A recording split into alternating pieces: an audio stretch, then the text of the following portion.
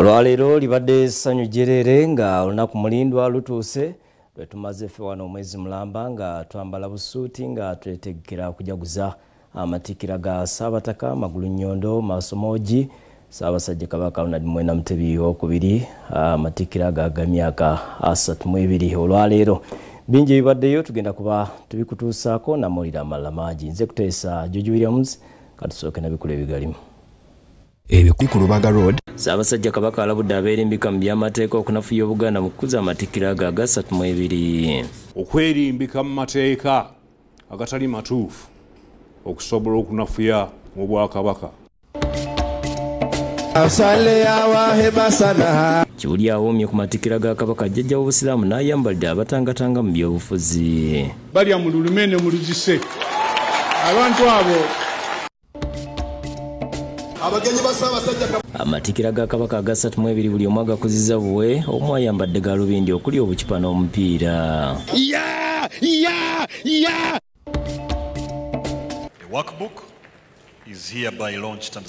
First Lady atongozza obutabo buwandiikiddwa mu matendo obulambika ku nkuza y'abaana. And now she's going to sign on another one titled Wonderfully Made.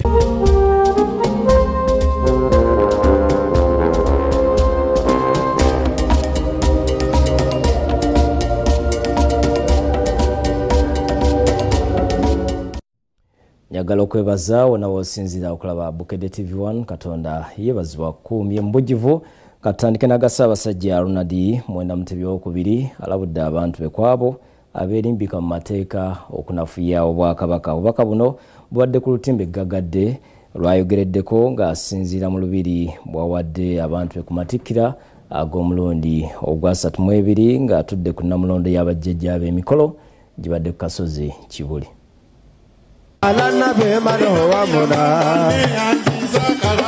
Ssaabasajja Kabaka Ronald Muwenda Mutebi II asanyudde abantu be bw'asinzidde mu lubiri n'aweereza obubaka ku matikkira ag'omulundi gwa 32 agayindidde kasozi Kibuli. Obubaka be Ssaabasajja Kabaka yeebazizza Katonda olw'okubawo obulamu n'obusobozi okutuuka ku matikkira gano.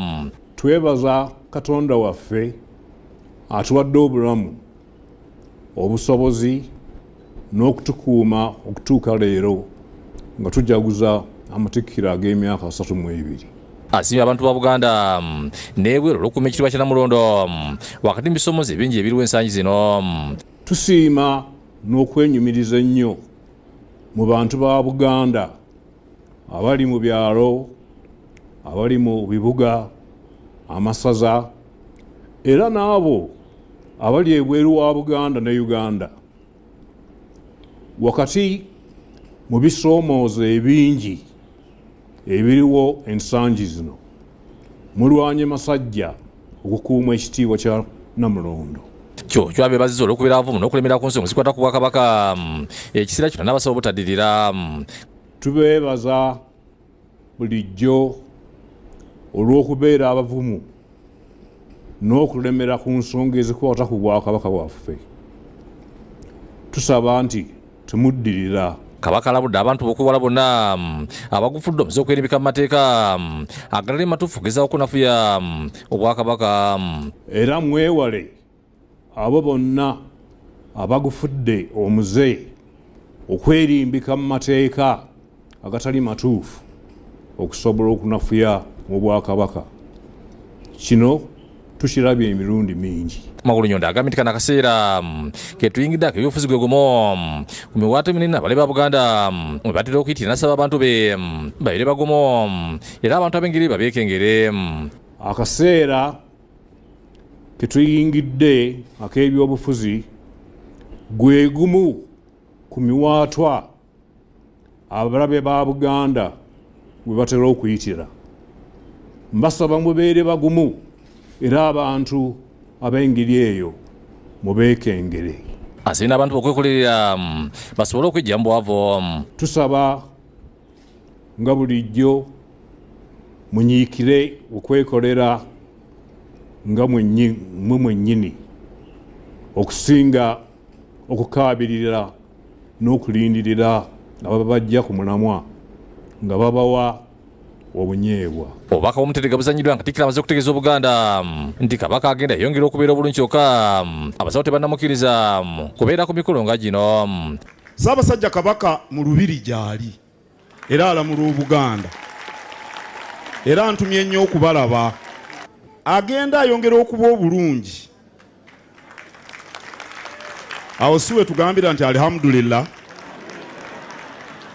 Naye abasawo tebannaba kwagala abeere mu mikolo gino era naffe abamuweereza tebatuganya kumupiika mirimo gya buli budde. Katikkiro asabye abantu bongere okusabira Kabaka nga bwe twazze wano okuweebaza Katonda nkakasa n'okumusaba mumusabira nga Supreme Mufti bwe yakoze asuukire ddala. Katikkiro era alaze ebikoleddwa Omutanda myaka 62 ng'atudde ku Namulondo muli okutumbula embeera z'abantu be mu ngeri zonna.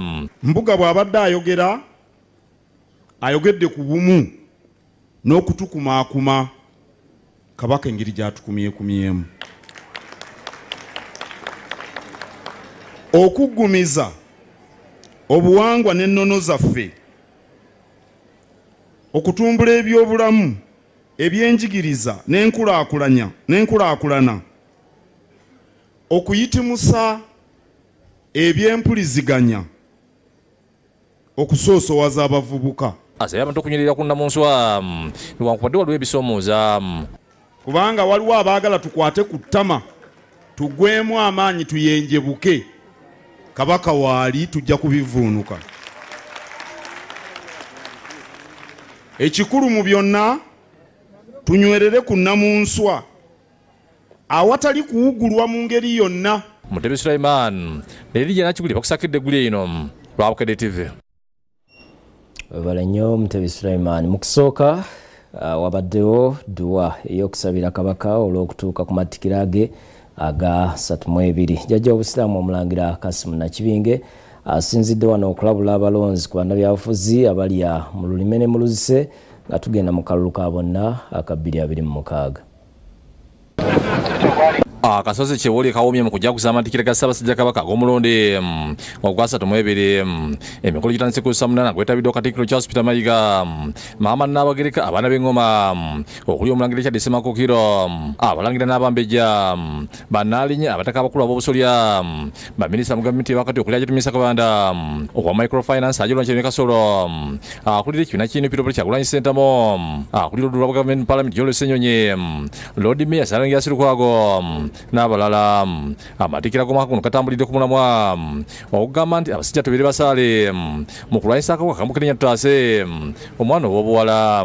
Abaana amasomero bayimbye ennyimba eziyoza zose bufu bwango n'okumusanyukirako okutuuka ku matikira gano.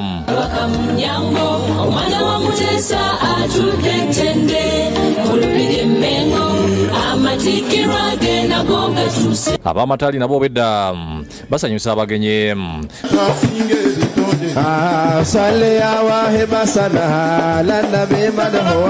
Supreme Mufti Sheikh Muhammad Galabuzi yakulembera mudduwa oy'okwebaza Katonda olwa Nnamunswa okutuuka ku matikira gano n'okulembera obulungi Obuganda. Allah omulizi w'ebitonde tuli wano mu kifo kyaffe kino Kibuli etukuganyiza kwe kwebaza Katonda olwa Ssaabasajja okubanga awezezza emyaka 32 nga ali ku Namulondo alamula Obuganda. Allah tukusaba omuwe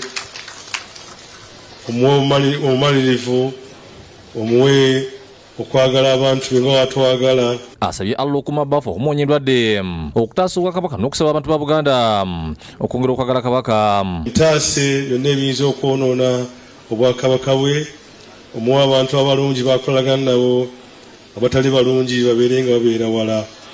Ay Allah tusaba oberenga ng'Abaganda oyongere tuwa okwagala Kabaka ng'ekiragiddwa olwaleero okwagala okwanama ddala. Sheikh Yasin Kiwa akulira ddawo Ekibuli yabulidde ng'onakubiza abantu ba Buganda okulaga Katonda nti basiimira amagulu nnyondo okutuuka ku myaka 62 ng'afuga Obuganda nga bakola ebikolwa ebitwala Buganda mu maaso. Bw'oba obadde weeguguyaza waliwo omuntu asobola okweguguyaza ku Bwakabaka bwa Buganda. Ekyebuuza abamu balina n'amannya ga Baganda.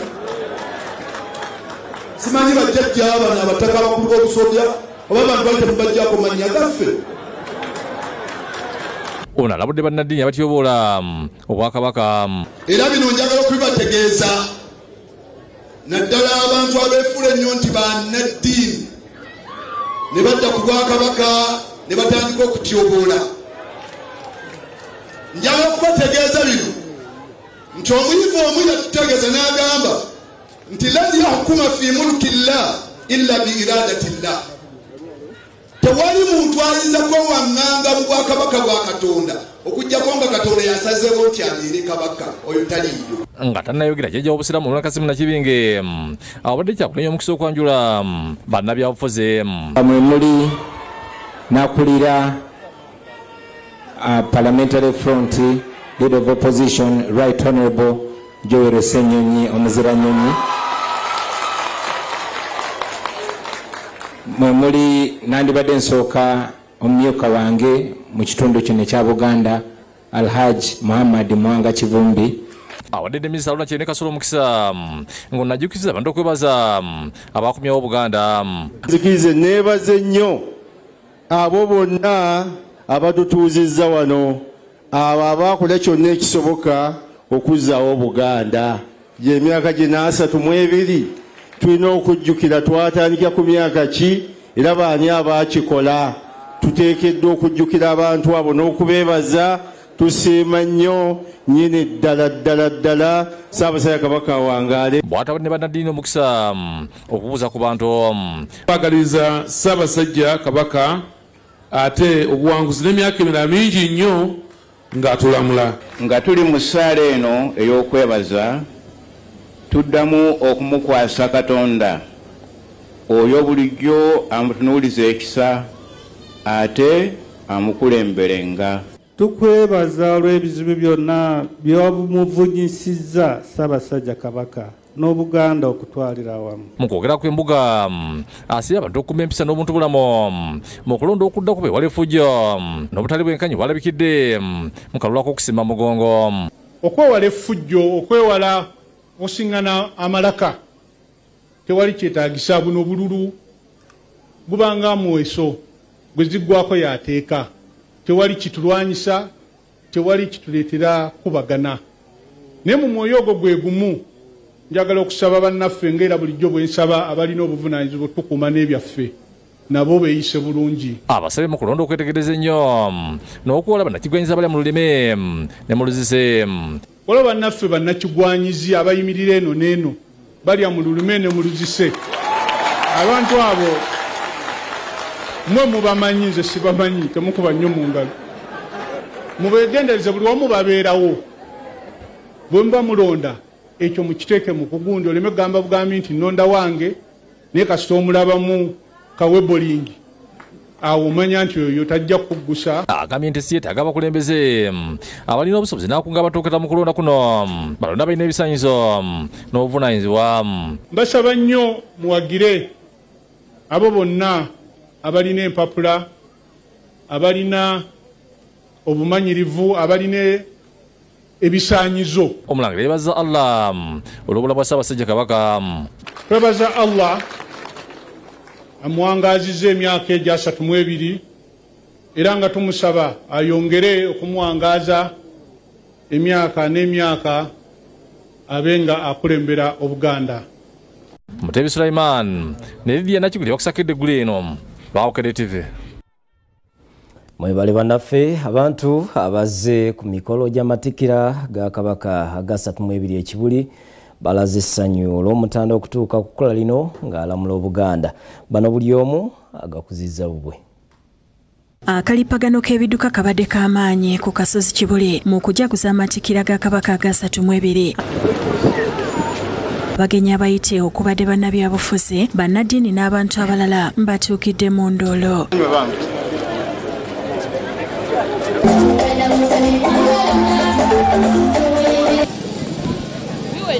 Ivan Kigozi Kisitu agambye nti atindiza okuva ebulobo okujja mu dduwa olw'okwagala okulaba ku nnannyini nsi. Nzize kulaba Kabaka wange ebbanga lyonna lyamaze nga mulwadde nga simulabangako, nzize kumutumulirako mulabe.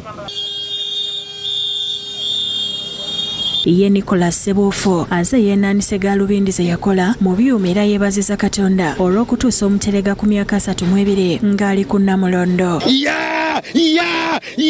Ayi bene chuchu magulu nyondo nza musajjayo Nicholas Sebuufu ne mukulu wa Mutesasire bukasa butambala ngesazala ngeri ekyagwe nenenga nkwalira mu Kyaddondo. Mubaze mwe mubadde ne bannabyabufuzi n'abantu ba bulijjo abeeyanziza ennyo beene olw'omulimu gwakoze mu bantu baabwe. Twongera okusaba Mukama Katonda amutukuumire amutuweera obulamu obulungi. Tulina omulimu omunene kukulaakulanya Buganda ngaffe ababaka n'abantu ba Buganda. Atufaayo okwetegereza buli nsonga ate n'okwegatta okubeera obumu. Ne bateekawo empaka z'amasaza ezigatta bannayuganda bonna. Byotukoledde bingi nnyo omuli okuyamba okukendeeza akawuka ka siriimu. N'olw'ensonga tulina okulaba nti abasajja tufaayo nnyo tulabe nga omwana waffe obuwala tumutaasa endwadde ya mukenenya. Era mwebaza olw'ebirungi byatutuusizzaako mu myaka gino 32 okujjanjaba abantu amalwaliro agazimbye okulaba nti obulwadde naddala obwa mukenenya fistula n'obulwadde obulala abantu abo bajjanjabwa. Mulembe guno yagutukwasa babavubuka sabavubuka tulina okwenyigira mu nsonga z'obwakabaka obwakabaka bugenda mu maaso. Ayisa abasajja ffe tweyama nti mu luwono otukoowoola tujja kuyimirirawo lwa Buganda yaffe. David Mujukwa yakoze enkofiira ey'omulembe okubeera ow'enjawulo ku mukolo guno era ayozaayozeza amasomo gye. Ssaabasajja emirimu gyatukoledde mingi era nkulaakulanyiza nnyo Obuganda so bwetusitabeerawo mbandi yakiramiriza Obuganda. Omuyindi Sanje naye talutumiddwa mwana era ku mukolo guno aze yeenaanisa omutega nswera era yeenyumiriza nnyo mu by'obuwangwa n'ennono. I am very happy, that's why I came with the traditional dress, want to be part of the Baganda. And I like to work with Baganda Kingdom. I have been working with them so many years. Kyokka omukadde Getulida Nabona aze nga yeenaanisa engoye ezikoleddwa mu mbugo n'abamu ku bazzukulu be akukulumya olw'obutalaba ku kabaga. Kubanga simulabye gwe nagiridde nabano bonna okubawunda gw'owundira bw'otomulaba. Serumpanise Elias agamba nti y'omu ku baawunda engugu ya Kabaka kyokka taweereddwa mwaganya kutuusa dduwa ye era azzeeyo nayo. Omugirinnyo w'ensonga era nga y'omu ku baakola enguugu eyatikkirwa Kabaka gy'emyaka 3. Ettuwa eyange ngenze nayo sigiwaddeeyo kubanga saafunye mukisa gutuuzibwa ku mwanjo gwa dduwa eyo ng'ate n'alibadde nkikola. Waliwo azze n'ekisawo omubadde ebibala eby'edda okuli amatungolo ensali n'ebirala ng'agamba nti bizze bisaanawo ng'azze kubiraga abantu ba Buganda. Ate nga beene gwe muti okubala ensali zizino. Bo abaze okwenogera ku nsimbi nga batunda ebyamaguzi ebitali bimu ku Matikkira bagamba nti tebamatidde olw'abantu obutabagulaako kyokka basiimye abatwala akasozi Kibuli olw'okubawa omwaganya okwenogera ku nsimbi nga waliwo emikolo emikulu nga gino. Abantu ennaku zino bangu si kyangu kubafuna bangi bwe bati ne kati bw'ofuna ka chance n'ofuna w'obateegera nga bangiko bwe bati nga wano munange tulina essanyu eringi era tumuyozaayoza ayi beene tumusabira obuwangazi ku nsi kuno awangaale. Ismail Nsubuga ne Mutebi Sulaiman be bakusakidde eggulire lino ku Rabukedde TV. Kebeera bano mwebale nnyo bannaffe nga tukyali ekibuli ab'ebyokwerinda baliko abavubuka be bakutte olw'okubeekengera okuba abazzi b'emisango. Bano batwaliddwa ku poliisi ey'e Kabalagala. Ebyokwerinda binywezeddwa ku muzikiti ekibuli mu kujaguza amatikira ga Ssaabasajja Kabaka ag'emyaka 62 abasirikale b'amagye ne poliisi obidde balawuna buli kifo.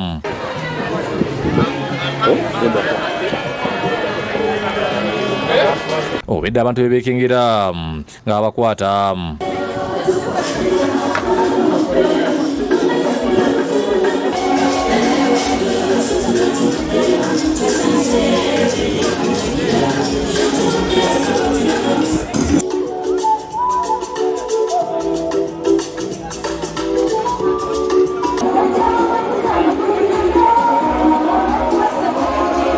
babatuziza wansi ne babakunya oluvannyuma batwala ku poliisi ey'e Kabalagala.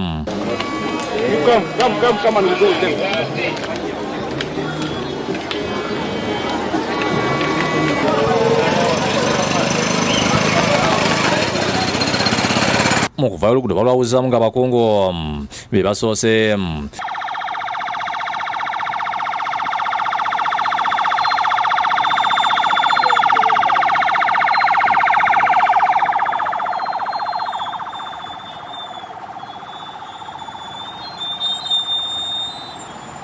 wabadde wakalipanga ebiduka ng'abakungu b'akasozi Kibuli.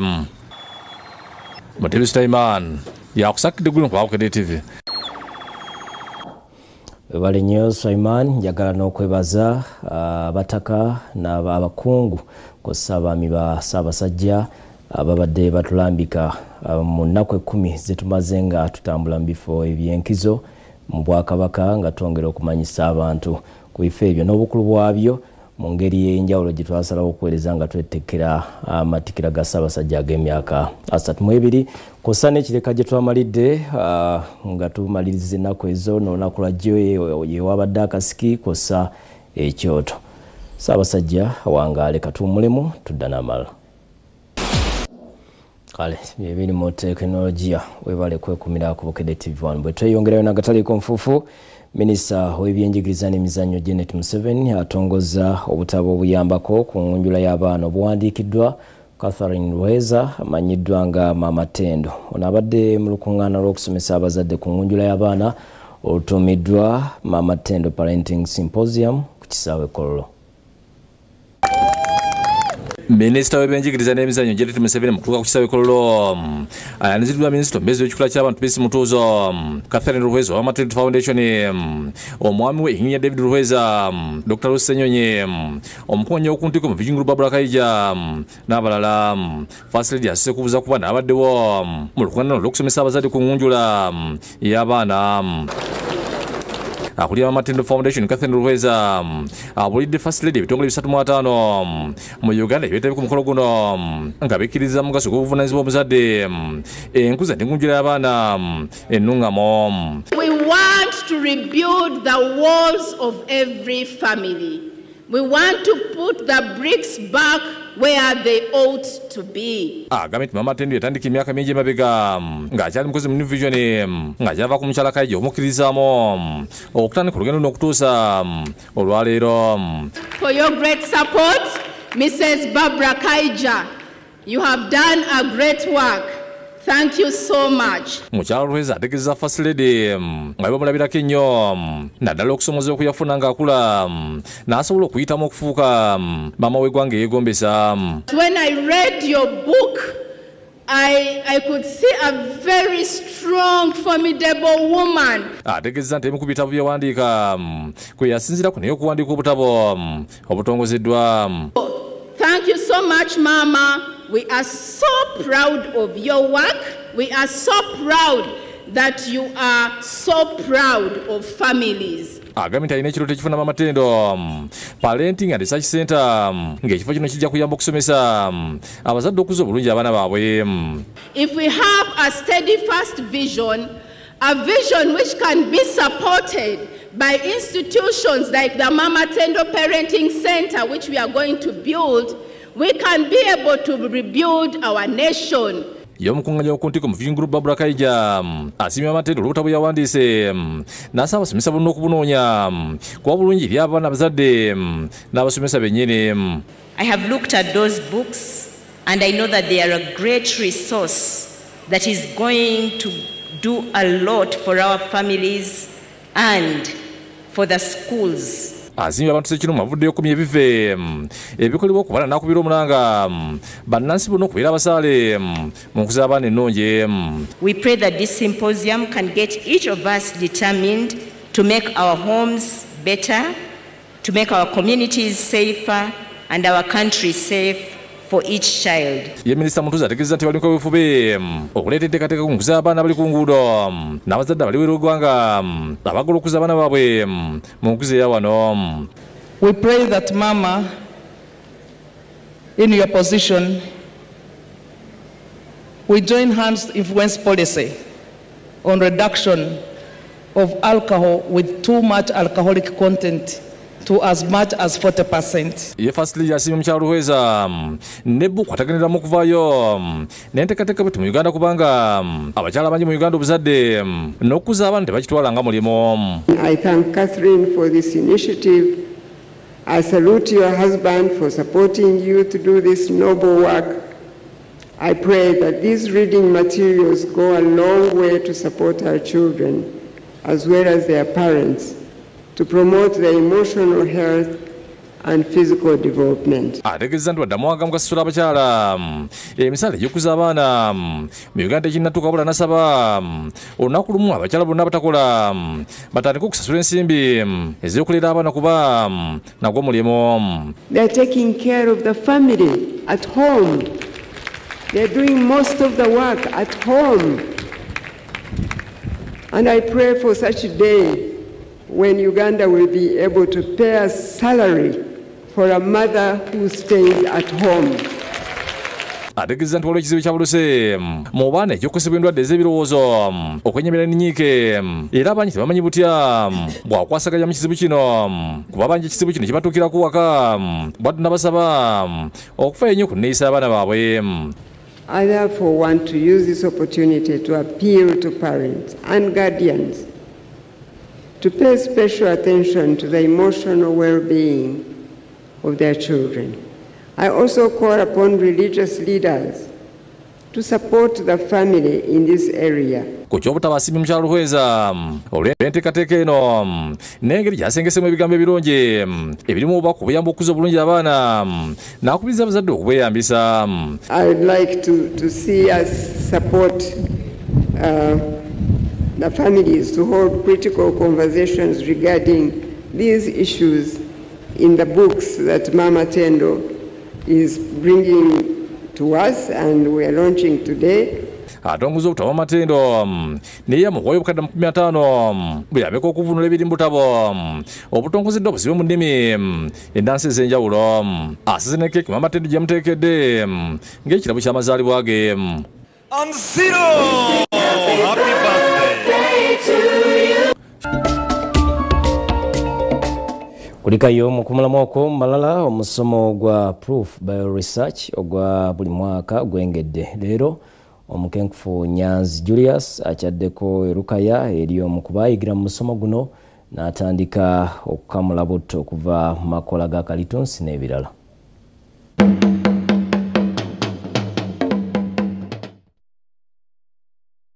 Ng'omusomo gutendeka okwetandikirawo emirimu gwe The Great Sundown ogenda okutandika nga 10 paka 16 omwezi ogujja gwongedde okusembera. Omukenkufu Nyanzi Julius akyaliddeko abantu ab'oku kyalo Kayunga Bajja mu Lukaya byalambulidde musajja we Mukasa Isa n'omukyala abaganyula mu musomo guno ne betandikirawo akakolera awaka ag'okukamula butto okuva mu makoola.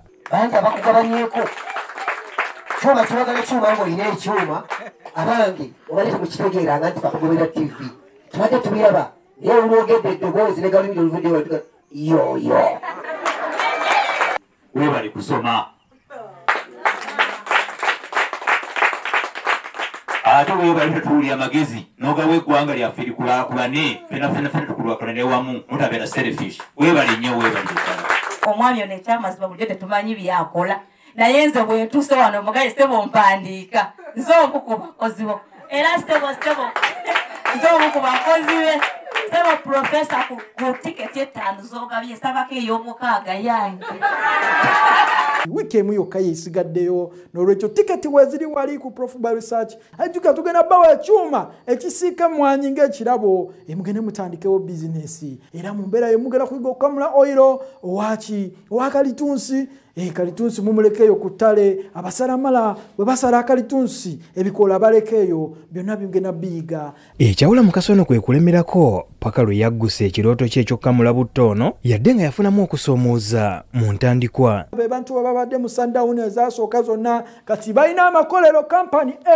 Leaf kampani ekola ki ekamula kalitunsi ekamula omujaaja yaleeta abantu mu 2017 bamukwatizeko ekirooto kye kituukirire kyokkamula oli bwe yawulira ebirimu n'amukuba ekikono lala salama naye Katonda talya paani tagaya obiti era Edith yagenda mu maaso n'aleeta omulala era naye n'amukuba ekikono naye n'agamba lwaki sisonda akamukamu gwe Muganda n'asonda ekyuma kino.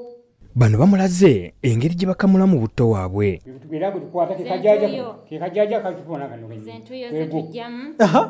Ate kino ki?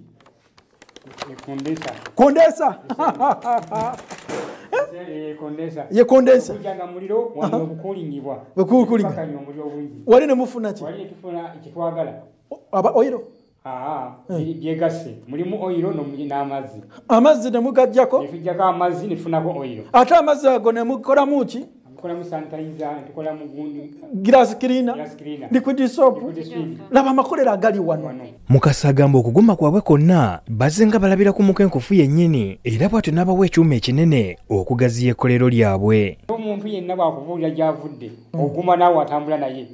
Okusinira ku mboozi ze tutetuwulira zituwadde abiti eyongerwamu okukola by'otugamba bingi byo teri muntu asobola kufuna ng'atandikidde waggulu. Era ekyuma kiwagala kyuma ng'olina ki? Ekyuma. Kati ngina bawa system ennene. System ennene. Mugende ku level eddako. Ne mu America mutuuke. Ne Bulaaya. N'olwekyo tosuwa the great sundowner bino byonna bijja kubeerayo kukamula kalitunsi, kukola nnoni, kukola buto wa mwanyi, kusiika mwanyi, kukola nnoni, kukola sapatu, kulima akasukali wa Tonde Stevens tugiryako makoola wamu n'okola sabuni owamuti. Olaba mwami Mukasa n'omukyala babikoze labaka oilo kakambwe abasawuna ne aromatherapy bajja kubayo n'omudaala wali mubeereyo nnyo mwami Mukasa n'omukyala Leaf Agri Company naawe osobola jangu oyige obegatteko ku mugendo bukira etokota babaye. Kale ate yegwanyiza ekifo ky'omubaka wa Lubaga South Adam Swift Muga yongedde okutuusa obujjanjabi ku bantu bayagala okukiikirira. Olwaleero olusiisira lw'ebibulamu alukubye mu Ndeeba. Yegwanyiza ekifo ky'omubaka wa Lubaga South Adam Swift Muga wansi w'eddwaliro wapewo medical clinic n'ekitongole kya White Army Poverty Eradication Uganda Limited bongedde amaanyi mu kunyikiza ensiisira z'ebibulamu kwetulira ekitundu kya Lubaga South eri abantu endala abateesobola mu nteekateeka enasembeza obujjanjabi obwerere eri abantu n'okufuna eddagala ng'olwaleero bakoze ku bantu b'omu Ndeeba. Muga nga balekeddwako abasabugu abasoma ku 500 basuse kuŋŋaanira ku kitebe kya White Army mu kabayo Wankulukuko.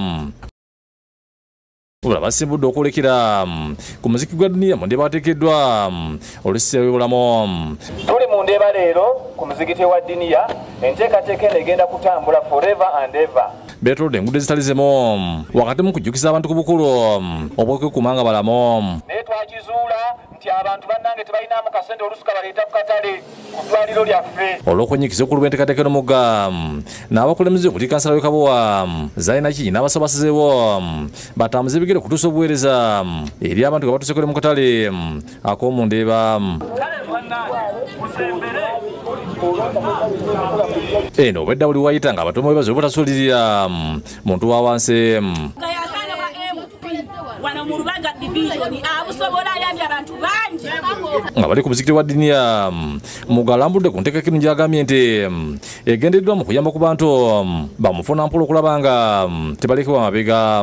Y'emu ku nsonga lwaki ffe twakinogera eddagala ne tugamba nti abalwadde baffe abatalina ssenti tulabe nga tubalwanirirako, kwe kutandika okuteekawo embeera eno tulabe ng'abantu baffe bafuna obujjanjabi obwereere. Muga ategeeza nga ebyobulamu bitasosola ng'ategeeza nti enkola eno ekyagenda amaaso nga akodebwa na Uganda okwatiramu okulaba nga batuusibwako obujjanjabi. Uganda mwena abali eyo nti ffenna tufuuke ekyokulabirako, buli muntu alina obusobozi. Amalwaliro gano tuleme galekera gavumenti, kyobola nga ffe twatandikawo eddwaliro lyaffe lye bayita Wapewo Medical Clinic ku lw'abantu baffe. Ye kansala Zaina ku lw'eddwaliro Wapewo Medical Clinic alambudde kuzimu ku ndwadde ze bajjanjabye. Tukebera endwadde nnyingi ng'ate era bwe tuzijjanjaba. Bannange ene wa duniya kyo kitalo butalo. Akunze abantu okulabira ku Muga era benyigire mu kutumbula ebyobulamu. Abo bonna abalina obusobozi nga baagala okuyamba bino bye bifo ebituufu ebyetaaga obuyambi. Abuzibu bagajjula mu nteekateeka eno basibye mu ggulu okubalowoozaako. Ng'agamba nti yatuwa amazzi n'atuleetera ekidomola ky'amazzi n'agatuwa tufunye omugga kwe tusena. Lwaliro agabwa nannyino ag'obuseere naye abantu wenjogerera wano omulaba tusimbye layini tufunye obujjanjabi ekimala era tutwala okusiima kwaffe eri abo abakoze enteekateeka eyo. Disande Mutyaba yakusakidde eggulu ku Lwabukedde TV.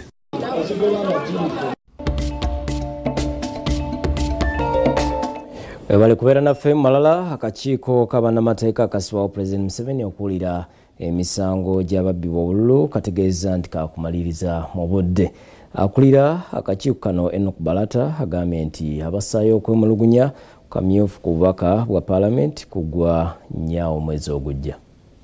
Akakiiko kabannamateeka akasibwa Pulezidenti Yoweri Museveni okuwuliriza emisango gy'abo abemulugunya okubibwako obululu kakuvundikira okuwulira emisango gino ng'enakusa omwezi nnya omwezi ogujja. Akulira bannamateeka ba NRM Enoch Balata ategeeza nti bannamateeka bakola butaweera okulaba ng'emisango gy'ababaka gigwa olwo batandike kubabbi obululu mu kulonda kw'abakiise ba gavumenti ez'ebitondo. Ng'ennaku nnya omwezi ogw'omunaana bajja kuba nga bamaliriza okuwuliriza empoza ey'emisango gy'aba MP. Ategeeza nti emisango gyonna girina okugwera mu bbanga lya mwezi gumu gwe baabawa. Twakomekereza nga baregisterinze fayiro 178 era nazo tusuubira bajja zimaliriza baziwozese zigwe bawe ensala yaabwe. Minisita w'ensonga za Pulezidenti ngono yawangula ekifo kya Bulijjo West Buyende Emirembe Balanda akomye okuyajula mu kakiiko kano bw'atyo n'akisa nti yawangula abamuloopa era n'asaba abantu b'e Bulijjo okubeera obumu. Bw'oba wetegereza accusations deebwe donadona libulamu diri questionable, so Abadiope n'endo bategeeza nti mwe mwalonda era bwe mwalonda Honorable Babirye Emirembe Balanda eyafuna obululu emitwalo 99. Yeshamimu Nanfuma ngono yawangula ekifo ky'omubaka omukyalo wa Kampala azze mu kakiiko n'awakanya obuwanguzi bwa Mina Lukanga. Mu kamyufu k'NRM ke tumanyi obulungi nti tebaalonda bantu bangi.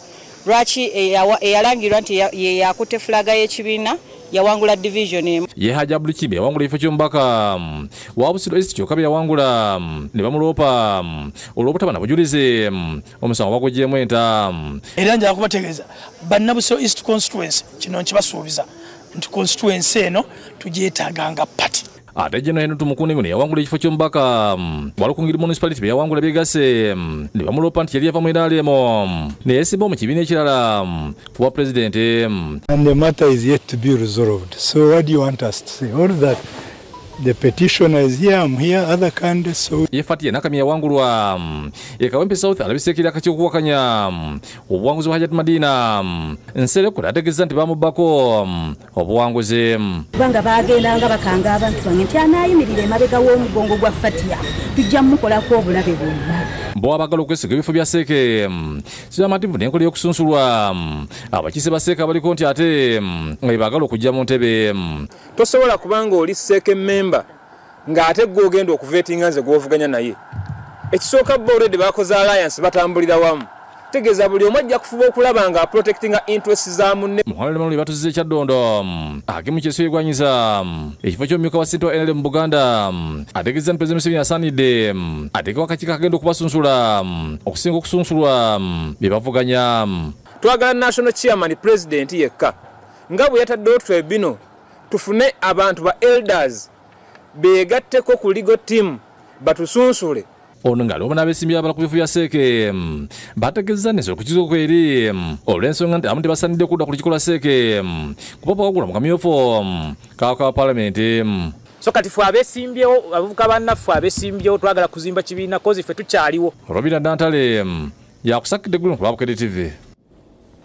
Ate abooluganda abataano abagambibwa okutta ssentebe w'ekyalo basimbiddwa mu kkooti ne basomerwa emisango. Kigambibwa nti okutta ssentebe ono baali bamulanga kwa bujulizi mu musango gw'ettaka. Basindikiddwa mu nkomyo okutuusa nga 27 omwezi ogujja. Kkooti Nakaseke esomedde abafamile bataano emisango egy'okutta ssentebe w'ekyalo wa Buloolo mu disitulikiti y'e Nakaseke nga ye Frederick Sebyala. Abavunaaniddwa kuliko Salongo John Kachinyere ow'emyaka 77 ne batabani be okuli Ivan Kalinda, Frank Kalinda, Moses Rutasingwa ne Brian Mugweneza ng'ono amanyiddwa ennyo nga Kibonge era nga bavunaaniddwa mu maaso g'omulamuzi w'eddaala erisooka Joseph Kwesiga. Nakaseke district ngene tima navaako okufa kwa Sebyala omusango gw'okubiri yakubbisa maanyi olw'okuba emisango egibavunaanibwa gya Nnagomola kkooti tebakkiriza kubaako kye boogera ne basindikibwa ku alimanda okutuusa nga 28 omwezi ogujja. Omuwabi wa gavumenti Patrick Kiryagonza ategeezezza nti okunoonyereza ku misango egivunaanibwa bano kukyagenda mu maaso. Ategeezezza nti omu ku bavunaanibwa Kakinyere alina n'omusango omulala ogumuvunaanibwa ogw'okugezaako okutta mutabani we Deus Mugume ng'akozesa akasaale. Oludda oluwaabi nga lukulembeddwa Eric Tumwine lusabye fayiro eno nayo ereetebwe ku lunaku kkooti lw'enaddamu okutuula. Kigambibwa nti abavunaanibwa emisango baagiza mu Julayi nga 14 ku kyalo wa Buloolo mu ggombolola y'e Wakyate Nakaseke era nga babasomedde n'omusango omulala ogw'okubba eggaali maanyi ga kifuba n'essimu z'omugenzi 2 nga ne gye buli eno tebirabibwanga. Oluvannyuma lw'obudde obwogeddwako mwakozesa ekissi eky'ejjambiya. Abataano bano bakwatibwa ku ntandikwa ya wiiki eno era omwogezi wa poliisi mu bitundu bya Savannah Sam Twinamasiko yakakasa ensonga eno oluvannyuma lw'abatuuze okusamba ensiko okumala ennaku 3 nga banoonya ssentebe waabwe yabula. Tufune obujulizi obutuyamba okujjuza mu fayiro yaffe kiki ekyaliwo ekyakolebwa okutta kwa kyamaani waffe ez'okutanda. Omulambo gwe gwazuulibwa nga teguli mu maaso gwasokoolwamu olulimi nga bamutemyeko omutwe n'okumusonseka ebiti nga kigambibwa nti bamulanga kuwa bujulizi mu musango gw'ettaka. Stewart Yiga yakusakidde eggulire lino ku Bukedde TV.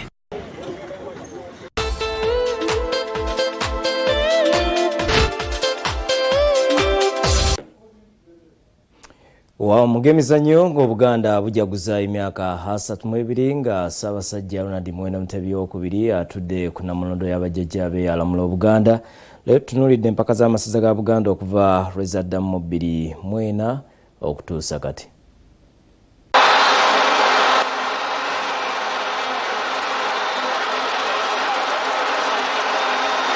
ng'Obuganda bujaguza emyaka 32 nga Ssaabasajja Kabaka Ronald Mutebi II atudde ku nnamulondo alamula Obuganda. Mu mboozi yaffe ya leero tukubidde ttooki mu by'emizannyo naddala mu mpaka z'amasaza ga Buganda okuva lwezaddamu mu 24 okutuusa wano wezituusa olw'omutindo. Obwagazi n'ebbugumu gye galimu na biki ebisinza okuzifuula empaka ezisinga obuganzi mu Buganda ne mu ggwanga okutwaliza awamu. Bingi ebigifudde ery'amaanyi naye ng'ekimu ku byo ge magezi n'okwolesebwa kwa Ssaabasajja Kabaka eyateekawo empaka zino. Twenyumiriza nnyo mu buweereza bwe era empaka zino zitambulidde nnyo ku ntebe ya Ssaabasajja Kabaka ku nnamulondo nti alina obuvunaanyizibwa oziggulawo n'oziggalawo era atuluŋŋamizza mu bintu bingi nnyo. Nankani nti buli muntu kuba muntu tasobola kubeera mu masaza mangi. Ogenda okulaba nga omuntu gy'azaalwa oba gy'akolera gy'awagira kati n'avaayo n'amaanyi ge gonna n'awagira ekintu. Ate ensonga zonna ezikwatagana n'omupiira Ssaabasajja Kabaka bw'aba asiimye omupiira ogwo gubeerewo kitegeeza nti Obuganda bwonna bulina okuwagira Ssaabasajja Kabaka ekintu kyawumyemu omutwe okuba nga kitambulira ddala bulungi. Ng'ogyeko ebbugumu n'obuganzi bano bongedde okakasa nti emu ku bigendererwa by'empaka zino bituukiddwako. Ekisooka ebitone ogenda okulaba abaana kati abavudde mu masaza nga tebannabana kusambako muba mu division esooka. Ogenda okulaba nga babatutte mu ttiimu y'eggwanga nga bamu ne bafuluma n'ebweru. Ekimu ku bigendererwa by'empaka zino bibiri bwe kiri ekyokutumbula ebitone. Abazannyi bangi balabiddwa ne bagenda era ttiimu za Uganda Cranes ez'enjawulo zikoleddwa abazannyi b'amasaza abawerako. Ne ttiimu za Super League oba Premier League ez'enjawulo zikoleddwa abazannyi b'amasaza abawerako. Owekitiibwa Godfrey Mbalire Mukwenda eyawumula ng'ogyeko okulamulirako Ssaabasajja essaza lye erya Ssingo yakulemberako ttiimu y'essaza lino era yabangulira n'ekikopo kyabwe ekyasooka mu 2016 ate ye Ssekiboobo ku bukulembeze bwe sizoni ewedde yasobodde okutuusa Kyaggwe ku fayino eyasookedde ddala. Nankadi mu 2012 era nga nkyali ssentebe w'emipiira egy'amasaza. Nakulembera bannasingo bonna ne tuzimba ekisaawe kya Ssaabasajja Kabaka ku mbuga ye ey'Essingo wali. Tuni yakyaggwe kaakati weeri abavuka bagamba nti ina vibe y'amaanyi naye nga nanze mu bukulembeze nagenda okulaba nga ekintu ekisooka okusitula Kyaggwe yali ensonga ya mupiira guno ogw'ebigere era nengezaako okulaba nti omupiira ogwo gusitulwa naye saagusitulwa lwakuba nti najja mu ssaza nze ng'omuntu omupiira ngwagala nnyo. Oweekitiibwa Mbalire ne Ssekiboobo batubuulidde bye basinze okwenyumiriza mu mpaka zino. Manyise kumpi masaza gonna 18 kati ekyakwenyumiriza kinene ate era nenyumiriza abaana abampiseemu nga nkubiriza amasaza gano ag'enjawulo Singo ne Buddo okulaba nga abaana bavaayo nga bakozesa amasaza gano ate ne bagafunamu bintu bingi ebikolebwa mu Kyaggwe naye nga bangi tebabimanya n'olwokuba ensonga y'omupiira eri ku mutendera gwa Buganda eri ku mutendera gwa Uganda yonna kyokka wamu n'ebweru abantu omupiira guno bagulaba era baguwuliriza. Kyampaliza okulaba nti omupiira gwensooka okusoosowaza ate Kyaggwe esituke ng'abantu bonna bamanyi nti kakati Kyaggwe n'obebeera Bulaaya n'oyogera ku nsonga z'amasaza mu Buganda ekisooka okwogerwako ye Kyaggwe. Bakuutidde abantu okwongera okwagala n'okuwagira empaka zino buli we zibeerayo. Nti empaka tuzongere oziwagira ate buli muntu ava gyali yenna naye nga Katonda yakuyamba n'ofuna ssente muteeke ssente mu masaza gammwe amasaza gano gaveeyo emipiira gino giveemu abaana baveeyo ebitona. Leero Kabaka Ronald Mwenda Mutebi II ajaguza emyaka 32 ng'ali ku Namulondo ey'abajjajjabe nga Ssekiboobo amuweereza obubaka. Omukisa guno okuyozaayoza Ssaabasajja Kabaka wa Buganda Ronald Mwenda Mutebi II okutuuka ku mazaalibwa ku matikira gano ag'omwaka gw'emyaka 32. Tukwebaza Ayi Ssaabasajja obukulembeze bw'otukulembeddemu mu kiseera kino atukwebaza n'okutulondera Katikkiro asoosowazizza enkulaakulana y'Obwakabaka bwa Buganda. Empaka zino zitumbudde ebitone by'abazanyi bangi mu ggwanga wonna wamu ne ku muliraano. Mu South Sudan nga kirabu za Super ne Bigiri ziguze abazanyi bangi nga bajja mu mpaka zino. Gomba ekyasinze okuwangula ebikopo by'empaka zino ng'erina ebikopo 5. Omuwanguzi ow'empaka zino. Tukwebaza nnyo wonna wobadde osinziira okutulaba bwegatyo bwegatambudde ag'olwaleero. Nze kuteesa George Williams muzzukulu wa Kisolo Ssaabasajja Kabaka awangaale.